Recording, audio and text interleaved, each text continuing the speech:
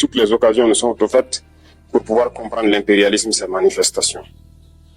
Quand je prends dernièrement les propos de Emmanuel Macron sur l'Afrique, eh bien, tout Africain conscient devrait donc comprendre très vite tout ce qu'il a pu nous dire et qu'est-ce que ça signifie.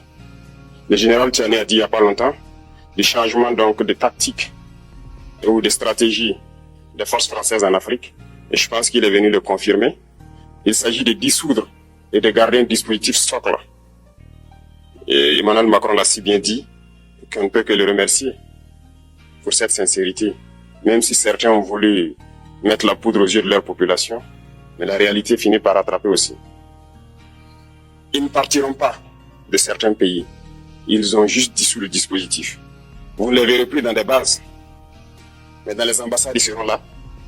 Ils vont constituer des sociétés de sécurité pour sécuriser leurs sociétés qui existent dans ces pays-là.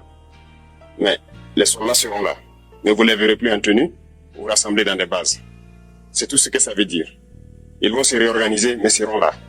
Il a parlé de politesse vis-à-vis de certains chefs d'État en leur donnant la primauté d'annoncer donc la rupture ou le départ des forces françaises.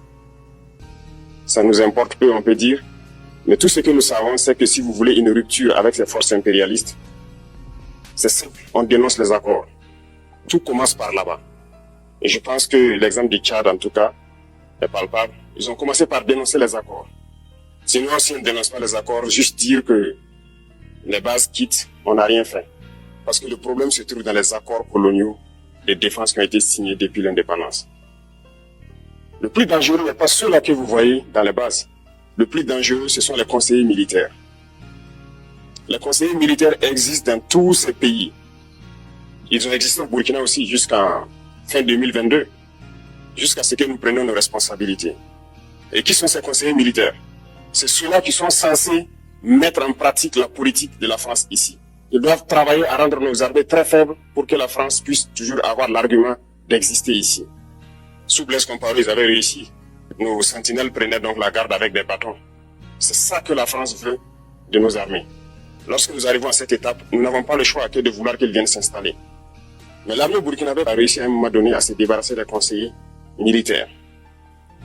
Malheureusement, je pense qu'en 2019, après l'opération Otapouanou, où ces Français ont vu que l'armée burkinabé a encore une capacité de réagir au terrorisme, ils ont appelé le chef d'état-major en France, ils l'ont instruit de reprendre les conseillers militaires dans toute la structure.